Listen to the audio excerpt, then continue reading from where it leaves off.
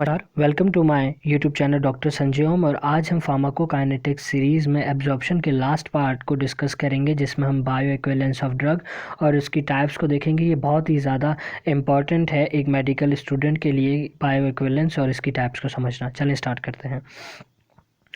आज हम अपने लेक्चर में bio equivalence, chemically equivalence, pharmaceutical equivalence and therapeutic equivalence को देखेंगे, जिसमें हम इनकी एग्जांपल्स को भी डिस्कस करेंगे।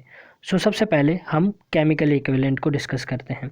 हमारे पास दो ऐसी ड्रग प्रोडक्ट हैं जिनका एक्टिव कंपाउंड और जो उनकी अमाउंट है, अगर वो सेम है तो ऐसे ड्रग्स को जो है हम केमिकली इक्विवेलेंट कह रहे होते हैं।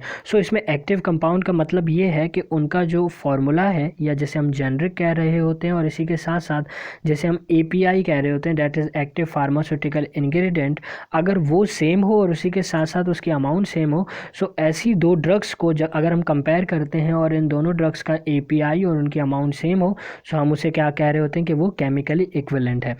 अगर हम इसकी एग्जांपल देखें तो हमारे पास दो ब्रांड्स मौजूद हैं। Number 1 is Rizek and number 2 is ruling. ये दोनों जो है वो दो डिफरेंट फार्मास्यूटिकल कंपनी से बिलोंग करती हैं दोनों प्रोडक्ट। लेकिन अगर हम इनका केमिकली एक्टिव कंपाउंड देखें तो ये भी ओमिप्राजोल है and second one is also omeprazole. But ये दो डिफरेंट फार्मास्यूटिकल कंपनी से बिलोंग करती हैं, लेकिन अगर इनका जो एक्टिव कंपाउंड है, API जिसे हम कह रहे हैं, वो भी सेम है, और इसी के साथ साथ इनकी जो स्ट्रेंथ है जो कि 40 mg है, वो भी सेम है। अगर इन दोनों को मैं कंपेयर करूँ तो मैं कहूँगा कि ये दोनों ड्रग्स क्या हैं, केमिकली एक्विवेलेंट हैं।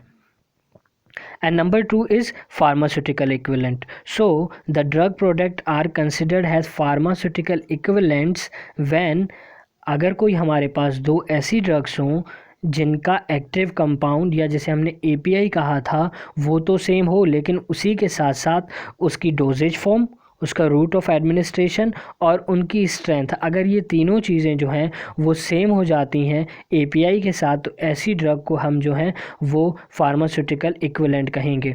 अगर हम इसकी एग्जांपल्स देखें तो वही दो ड्रग्स हमारे पास मौजूद हैं। Number 1 is Rizek and number 2 is ruling. ये दोनों जो प्रोडक्ट हैं वो दो डिफरेंट फार्मास्यूटिकल कंपनी से बिलोंग करती हैं।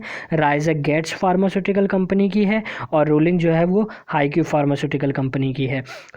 सबसे पहले हम API को डिस्कस करते हैं। इसका API भी ओमिप्राजोल है और इसका API भी ओमिप्राजोल है। अब बात करें डोजेज फॉर्म की। डोजेज फॉर्म का मतलब है कि हम इस ड्रग को किस फॉर्म में जो है वो एडमिनिस्टर कर रहे हैं अपनी बॉडी में। मींस टैबलेट की फॉर्म में दे रहे हैं, कैप्सूल की फॉर्म में दे रहे हैं, लिक्विड प्रिपरेशंस की फॉर्म में दे रहे हैं, टॉपिकल दे रहे हैं, किस फॉर्म में दे रहे हैं। ये दोनों जो हमारे पास ड्रग्स मौजूद हैं, ये दोनों कैप्सूल्स की फॉर्म में है। आप देख सकते हैं कि यहाँ पे भी लिखा हुआ है, और ये कैप्सूल्स की फॉर्म में। इनकी डोजेज फॉर्म क्या है, दोनों की सेम है। अब नंबर जो थर्ड है वो हमारे पास है रूट ऑफ एडमिनिस्ट्रेशन, मतलब हम इसे किस तरीके से बॉडी में एडमिनिस्टर करेंगे। तो दोनों कैप्सूल्स हैं, तो नॉर्मली जैसे हमें पता है कि हम इसे ओरल रूट के थ्रू जो है वो एडमिनिस्टर करेंगे। मतलब इसका जो डोजेज फॉर्म है और रूट ऑफ एडमिनिस्ट्रेशन भी जो है वो सेम है। Last thing is identical strength, मतलब उनकी जो mgs हैं, उनका जो पावर है वो भी सेम होना चाहिए।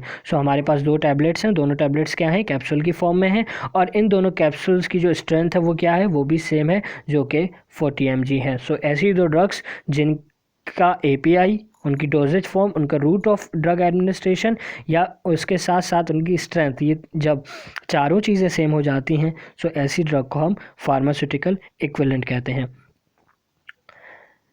Number third is bio equivalence. Bio equivalence किसे कहेंगे।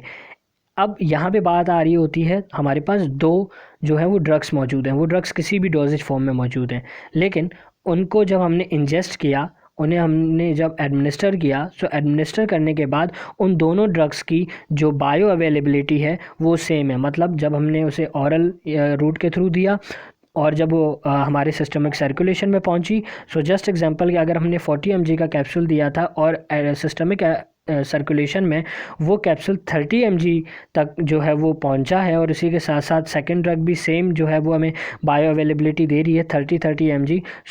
इसका मतलब कि उन दोनों की जो बायो अवेलेबिलिटी है वो क्या है, सेम है।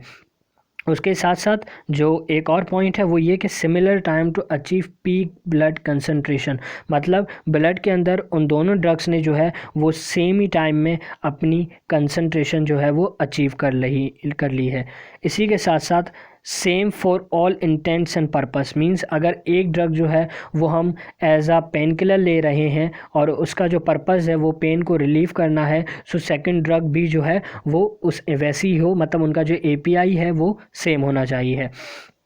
और इसी के साथ साथ same desired outcome for patients, mean कि जो हमें थेरेपेटिक इफ़ेक्ट मिलना है वो भी दोनों का सेम मिलना है, कि अगर हमने उन्हें पेन किलर दी है तो वो पेन किलर जो है वो पेन रिलीव करेगी, तो वो दोनों ड्रग्स जो हैं वो क्या कर रही हैं, पेन रिलीव कर रही हैं। और इसी के साथ साथ the release the active ingredients at the same amount, the same rate and the have the same quantity. और जब वो हमारी बॉडी में जा रही हैं, अगर वो ऑरल रूट के थ्रू जा रही हैं तो वो डिसइंटीग्रेट होंगी, डिसोल्यूट होंगी, और उसके बाद जब वो सिस्टमिक सर्कुलेशन में पहुंचेंगी तो क्या होगा कि अगर हम इसे ओवरऑली एक साथ देखें तो क्या कि वो जो एक्टिव कंपाउंड है वो सेम अमाउंट का होना चाहिए, मींस 40 mg है, या सिस्टमिक सर्कुलेशन में अगर 30 mg पहुंचा है तो दोनों ड्रग्स जो है 30 mg पहुंचनी चाहिए। इसी के साथ साथ सेम रेट, मतलब एक ही स्पीड में जो है वो ड्रग हमारी बॉडी में पहुंच रही है, लेकिन दोनों का जो रूट ऑफ एडमिनिस्ट्रेशन होना चाहिए और डोजेज फॉर्म होना चाहिए वो सेम होना चाहिए। मतलब अगर हम कैप्सूल ले रहे हैं तो दोनों ही ड्रग्स क्या हों, कैप्सूल हो, तभी हम उन दोनों को जो है वो कंपेयर कर पाएंगे। और इसी के साथ साथ सेम क्वांटिटी में ले रहे हो, मतलब एक कैप्सूल ले रहे हो तो दूसरी तरफ भी जो है वो हम एक ही कैप्सूल को जो है वो इंजेस्ट कर रहे हो या फिर एडमिनिस्टर कर रहे हो। So last one is therapeutic equivalent. Therapeutic equivalence कौन सी ड्रग्स होती हैं, वो ड्रग प्रोडक्ट जो कि बायो इक्विवेलेंट भी हों और फार्मास्यूटिकल इक्विवेलेंट भी हों।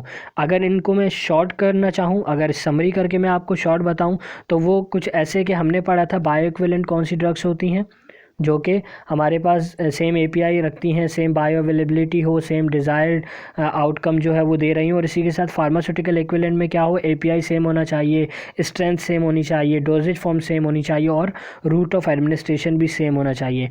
अगर हम थेरेपेटिक इक्विवेलेंट चाहते हैं, अगर हम थेरेपेटिक इफ़ेक्ट जो है वो बेहतर चाहते हैं, तो हमारे पास क्या होना चाहिए कि वो ड्रग जो है वो हमारे पास क्या होना चाहिए, फार्मास्यूटिकल इक्विवेलेंट भी होनी चाहिए और बायो इक्विवेलेंट भी होनी चाहिए।